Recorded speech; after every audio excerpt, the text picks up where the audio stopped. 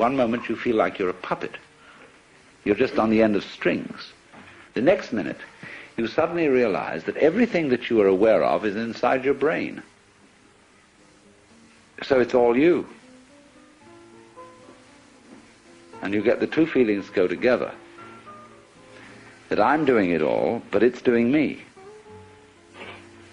And this worries people when they get this feeling, because they don't know which to decide for, and they don't see how to put the two together.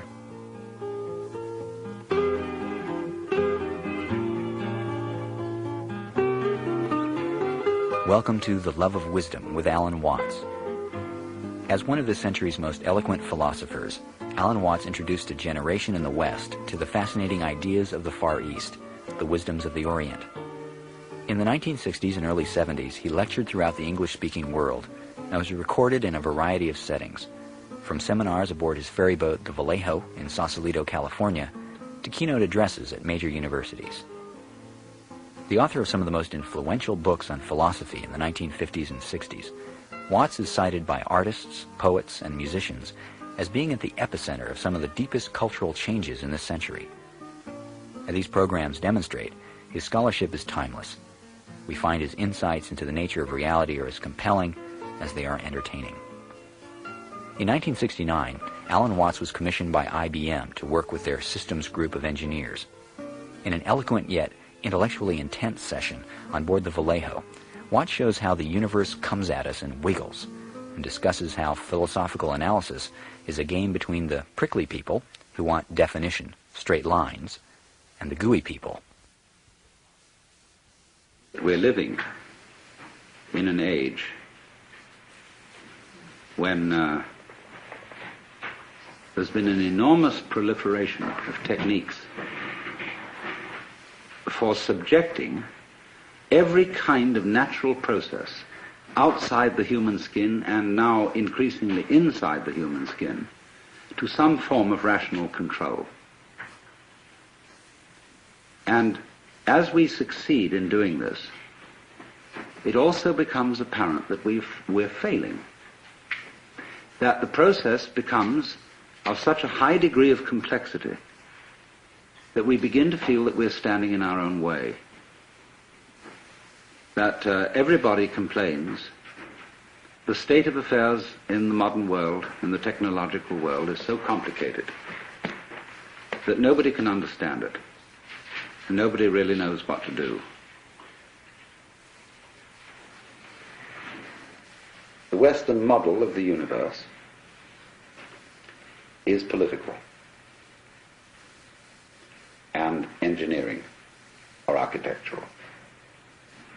And therefore, as one understands the operations of a machine by analysis of its parts, by separating them into their original bits, we have bitted the cosmos and see everything going on in terms of bits of information, and have found that this is extremely fruitful in enabling us to control what's happening. After all, the whole of Western technology is the result of bitting. And so we thing the world, that is to say, in order to measure a curve, you have to reduce it to point instants. And apply the calculus, so in exactly the same way, in order to discuss or talk about the universe, you have to reduce it to things. But each thing or think is, as it were, one grasp of that spotlight. Going chur, chur, chur, chur, chur, chur, chur, chur, like this, you see. So we reduce the infinite wiggliness of the world to grasps or bits. We're getting back to biting, you see, the idea of the teeth. To grasps of thought. And so we thereby describe the world in terms of things, just as that fisherman could describe his view by the number of net hole over through which the view was showing. But the problem that arises is this. First of all, very obviously, everybody knows, I hardly need to mention it, go to the science of medicine. You get a specialist who really understands the function of the gallbladder. And he's studied gallbladders ad infinitum, and he really thinks he knows all about it. But whenever he looks at a human being, he sees him in terms of gallbladder. And so if he operates on the gallbladder, he may do so very knowledgeably about that particular area of the organism, but he does not foresee the unpredictable effects of this operation in other connected areas, because the human being's gallbladder is not a thing in the same way as a spark plug in a car can be extracted and a new one replaced. Because the system isn't the same. There is a fundamental difference between a mechanism and an organism which can be described operationally. Mechanism is assembled. You add this bit to that bit to that bit to that bit. But an organism grows. That is to say, when you watch in a microscope a solution in which crystals are forming, you don't see this shape. It's like when you watch a photographic plate developing. But suddenly the whole area which you're watching seems to organize itself, to develop, to make sense. Moving from the relatively simple and gooey to the relatively structured and prickly. But not by addition. So then, if we are trying to control and understand the world through conscious attention, which is a scanning system, which takes in everything bit, what we're going to run into is that if that's the only method we rely on, everything is going to appear increasingly too complicated to manage. So that you get, for example, let's take the problem of the electronic industry. The catalogues of products that are being produced over the world by the electronic industry. Who has read all the catalogues? How do you know where you've got something you're working on, whether it's patented or not? Who else has taken out a patent? Has anybody had time to read all the catalogues? Well, nobody has. They're just voluminous.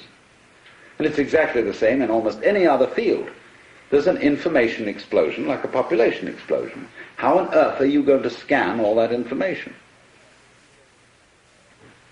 Yes, of course you can get computers to help you in this direction, but by Parkinson's law, the sooner you become more efficient in doing this, the more the thing is going to develop, so that you will have to have more efficient computers still to assimilate all the information. You'll be ahead, but only for a short time.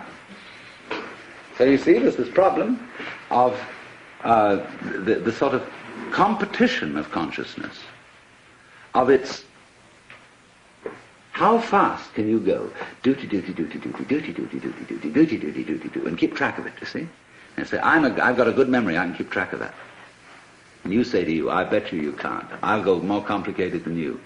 See, musicians do this, drummers, you know.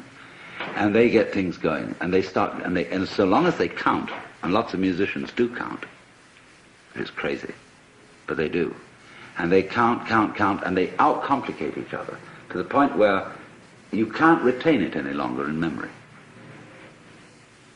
So you say, okay, if I can't retain it, we've got this gadget here that can.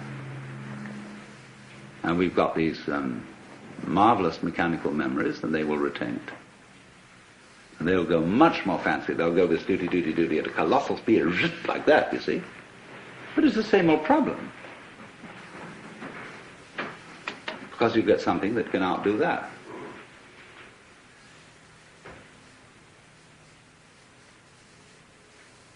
So we end up asking,